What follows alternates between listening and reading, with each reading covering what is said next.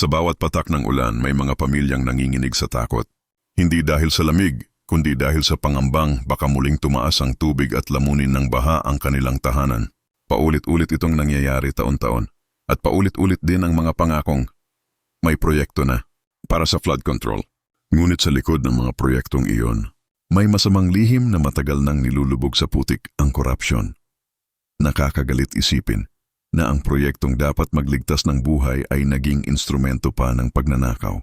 Ang flood control ay naging cash control ng mga tiwaling opisyal. Ang bawat pisong dapat napunta sa semento at bakal, napunta sa bulsa ng mga gahaman.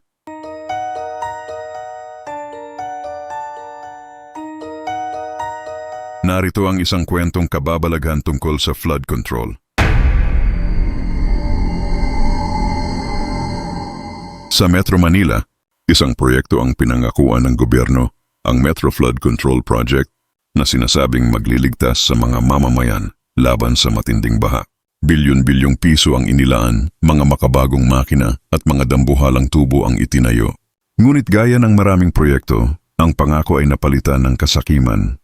Sa mga opisina ng pamahalaan, ang mga kontratista at ilang matataas na opisyal ay nag-umpisang magbulungan. Atin natin ang pondo. Wala namang makakaalam. Ang ilan ay tumango, ang iba ay natawa. Nilason sila ng salapi. Dumating ang tag-ulan. Ang unang malakas na bagyo ay bumuhos at sa halip na protektahan ang mga tao, bumigay ang flood control system. Nalubog sa baha ang mga komunidad, may mga batang nalunod, mga pamilyang nawasak. Sa gitna ng kalunos-lunos na tanawin, may isang matandang lalaki na umiiyak sa gilid ng sirang tulay. Siya si Mang Densyo, ang dating tagapangalaga ng ilog bago ito tinabunan ng proyekto. Habang umiiyak, ibinulong niya sa hangin. Ang mga gahaman na nagkamkam ng pera ng bayan, sila'y sisingilin ng ilog. Kinagabihan, may kakaibang nangyari. Ang tubig sa ilog ay kumikilos kahit walang ulan, kumukulong parang buhay. Mula rito, lumitaw ang itim na usok na humugis na parang nilalang.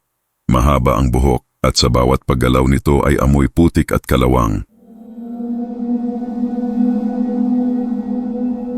Isa-isa, nagsimulang mamatay ang mga sangkot sa proyekto. Si Atty. Moreno, isang abogado ng proyekto, nakitang puno ng putik ang kanyang baga, parang nalunod sa ilog.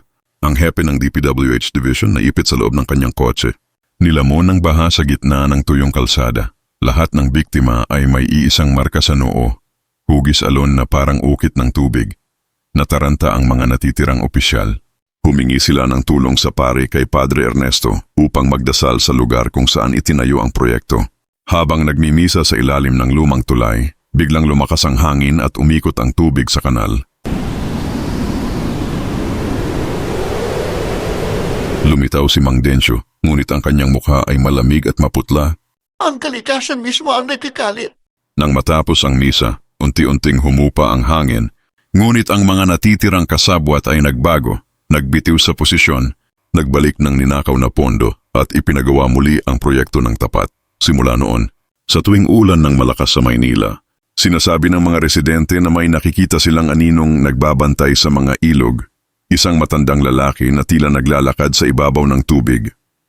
At kapag may bagong opisyal na gahaman, maririnig ang mga bulong sa hangin. Huwag mong galawin ang pera ng bayan. Baka singilin ka ng sumpa ng flood control.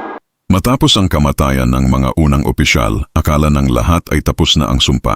Ipinagpatuloy ng gobyerno ang flood control project, ngunit lihim pa rin ang katiwalian. Sa ilalim ng bagong kontrata, binawasan ang kalidad ng mga materyales at ang perang dapat sa mga tubo ay napunta muli sa mga bulsa ng mga makapangyarihan. Ngunit isang gabi ng Agosto, muling bumuhos ang ulan. Hindi karaniwang ulan, kundi malamig, mabigat, at may halong amoy ng patay na isda at kalawang. Sa control center ng proyekto, may naka-duty na inhenyero, si Enger Lira. Habang sinusuri niya ang CCTV ng floodgates, napansin niyang may taong nakatayo sa ilalim ng tubig. Nakatitig sa kamera, maputla at parang walang mata. Nang i-zoom niya, bigla itong ngumiti ng malaki at sabay nawalan ng signal ang lahat ng screen. Sa mga sumunod na sandali, isa-isa niyang narinig ang paglagaslas ng tubig sa pasilyo. Nang buksan niya ang pinto, may umaagos na tubig mula sa kisame at sa bawat patak may nakasulat sa sahig, "Ibalik ang ninakaw." Nang lumingon siya, ang buong control room ay napuno ng putik. Sa loob ng ilang segundo naramdaman niya ang malamig na kamay na humawak sa kanyang leeg. Nang sumigaw siya, lumabas mula sa likod niya ang itim na nilalang na hugis tao, gawa sa tubig at putik. Nilamon siya nito at hindi na siya muling nakita. Kinabukasan, natagpuan ng mga rescuer ang katawan ni Anger lira sa loob ng isang drainage pipe, nakangiti, ngunit puno ng putik ang kanyang mata at bibig. Nagsimula ang takot. Ang mga manggagawa sa proyekto ay nag-umpisang magbitiwan. Marami ang nagkwento na tuwing gabi may naririnig silang iyakan sa mga tubo at minsan ay may tubig na dumadaloy pataas. May mga aninong naglalakad sa ibabaw ng baha kahit walang ulan. Isang testigo, si Randy, ay nagkwento. Habang naglilinis kami ng kanal, may sumulpot na kamay mula sa tubig. Hinila si Edgar pababa. Akala ko biro pero nung sinundan namin, wala na siya. Sa halip may lumulutang na hard hat na may marka ng alon sa ibabaw. Dahil sa takot, pinasara ang proyekto. Pero sa tuwing lalakas ang ulan sa Metro Manila, bumabalik ang sumpa, ang tubig ay nagiging itim, at ang mga ilog ay tila may buhay, may mga kwento pa na sa gabi. Kung dadaan ka sa ilalim ng mga tulay ng Pasig o Marikina, makakarinig ka ng mga bulong. Ang ninanakawan ng bayan ay ninanakawan din ng buhay. At kung suswertehin kang makakita sa CCTV ng Flood Control Center, minsan daw ay may makikita kang maputlang anino na naglalakad sa mga tubo, may hawak na blueprint ng proyekto, at patuloy na bumubulong. Hindi pa tapos ang paghuhukom ng tubig. Lumipas ang mga linggo at halos lahat ng manggagawa ng flood control project ay nagbitiwan dahil sa takot. Ang natira na lang ay si Randy, ang tanging saksi na gustong tapusin ang proyekto ng may katapatan.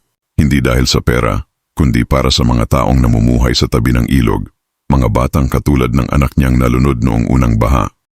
Isang gabi, bumalik si Randy sa control center upang ayusin ang mga sira. Sa paligid, tahimik at malamig ang hangin. Ang mga ilaw ay kumikislap-kislap at sa di kalayuan ay maririnig niya ang pag-agos ng ilog, mahina pero mabigat, parang may laman. Habang inaayos niya ang mga tubo, muling lumitaw ang itim na usok sa paligid. Mula rito ay bumuo ng anyo ang nilalang na gawa sa tubig at putik, ang sumpa ng ilog. Lumapit ito sa kanya, dala ang nakakatakot na katahimikan. Bakit ka bumalik, anak ng tao? Gusto kong ayusin ang nagawa ng mga gahaman. Hindi lahat kami masama. Ibalik mo lang ang kapayapaan ng ilog. Tila huminto ang pag-agos ng tubig. Pagkatapos ay may lumitaw na matandang anino, si Mang Densyo, ang dating tagapangalaga ng ilog. Sa unang pagkakataon, ngumiti siya. Ang sumpa ay hindi para pumatay, kundi para magising ang budhi ng tao. Kung totoo ang iyong hangarin, ibalik mo sa kalikasan ng ninakaw, linisin mo ang tubig, itanim mo ang mga puno, at ipangako mong hindi na uulitin ang kasakiman. Lumuhod si Randy at tumango. Kinabukasan tinawag niya ang mga natitirang manggagawa at nagpasimula ng malinisang proyekto. Walang korupsyon, walang pandaraya. Lahat ng tubo ay inayos, ang mga basurang itinapon sa ilog ay inalis, at mga bagong punong kahoy ang itinanim sa pampang. Habang tumatagal, bumalik ang linaw ng tubig. Ang mga isda ay muling lumitaw, at ang mga bata ay muling naglalaro sa tabi ng ilog. Sa unang pagkakataon, hindi bumaha kahit may bagyo. Isang gabi, nang nakaupo si Randy sa tabi ng ilog, may malamig na hangin na humaplos sa kanyang mukha. Sa ibabaw ng tubig, nakita niya si Mang Densyo at ang nilalang na tubig. Ngayon ay malinaw at maliwanag na parang sinag ng buwan. Patapos na ang sumpa, ang kalikasan ay marunong magpatawad, basta't ang tao ay marunong magsisi. Ngumiti si Randy, at nang pumikit siya, narinig niya ang ilog na umaawit, banayad, payapa at puno ng buhay. Simula noon, tinawag ng mga taga Metro Manila ang lugar na iyon na ilog ng pagbabago. At sa tuwing umuulan, imbes na takot, pag-asa na ang nadarama ng mga tao. Sapagkat natutunan nilang, ang tunay na flood control ay hindi proyekto ng tao, kundi pangangalaga sa kalikasan. Maraming salamat sa muling pakikinig ng maikling kwento.